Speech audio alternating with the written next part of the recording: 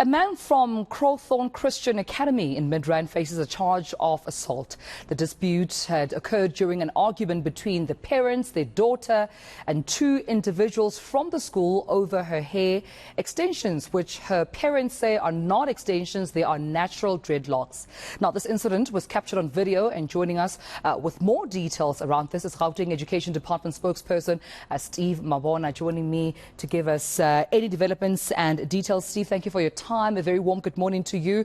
I mean, we definitely saw the viral video on social media of what looked like a man, charging and forcefully removing a pupil, a learner from a class. Give us perhaps some context and the details that you have before you as to what exactly transpired at school. Thank you very much, and to all our viewers. Look, it's quite unacceptable what we saw on the video footage. A school is an environment where learners should be safe at all times. So we condemn the action in the strongest possible terms. Hence, we then said our officials, they had to go to that school. They've been there. They are even going back today. They have to sit with the school and understand on how do they interpret their own policy. Because according to the code of conduct, there's nothing wrong with the natural hair, which dreadlocks are. And to a certain extent that we also are saying, even extensions, why are you fixated with, extensions and hair? Meanwhile, we're supposed to be focusing on what happens in the classroom. Yes, children must be presentable, but they cannot be discriminated against. So those are the things that we'll be looking at. Look at their, code of conduct, assist them to understand it and implement it accordingly. Because before we have a code of conduct, we have a constitution that we need to respect. We have a Schools Act that we also need to respect. So those are guiding legislation which we really need to follow at all times. Yeah. In terms of the school itself, the reports coming out that the school may be illegally operating. Steve, can you confirm for us this? I mean, is this school registered legally to actually operate? Their illegality, it's more on them relocating to a new site without informing us and also changing the name. But they are a registered school with a different name from their previous, location. So hence our officials are at the school just to make them understand that it's illegal. But then in terms of their, academic or curriculum offering, they are legal because they have registered with us and we've been monitoring and working with them. So hence we felt that our officials need to have a sit down, also with the ownership, look at the incident, look at how do we prevent such things from happening. Yeah. But also assist them with the new developments that they have. If they can't comply, then it means they will have to go back to their previous location. What's the status now of the learner in terms of their registration at the school? I mean, we've heard from the parents, and as far as reports are concerned, saying that there was an offer by the department to actually move the learner to a different school, but she had said she's already paid school fees. It's August right now. It's almost towards the end of the year. It just doesn't make sense to relocate a child or move her on the basis of hair when she could simply finish off at least the rest of the year. No, definitely. Our interest is of the learner and the parent. Hence, we are in constant liaison with them.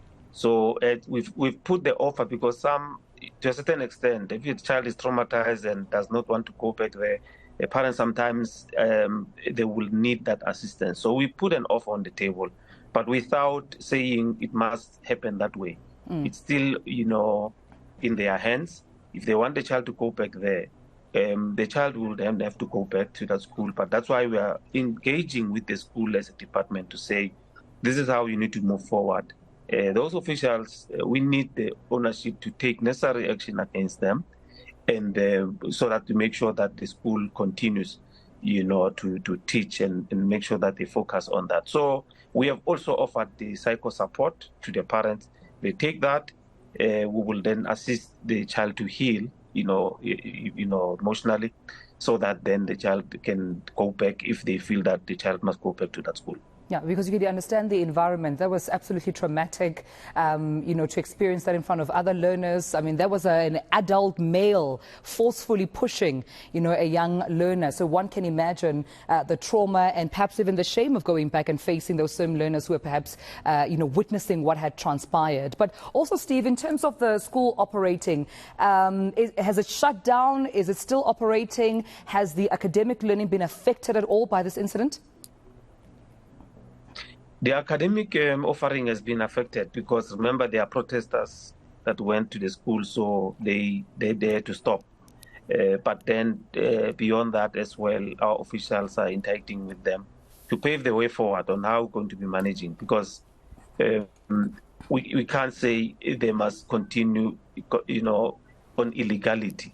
We can't perpetuate that as a department. So we must find a way to say, if you continue, it's either you comply in this fashion, and they will then move forward. And the decision that they took to move to a new site, it's informed by a good gesture, if we were to put it that way, because there's ample space now. Children can play. Children must play.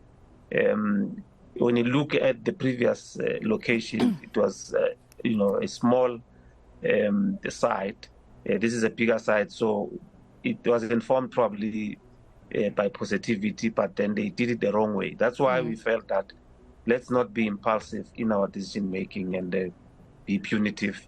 Let's try to assist them, but then condemning the action of those officials in the strongest possible terms. I have to let you go in a few moments. Before I do, though, this has obviously opened up a huge conversation around racism, around hair politics, and learners, particularly on school grounds, in the care of, teachers, principals, and the school overall.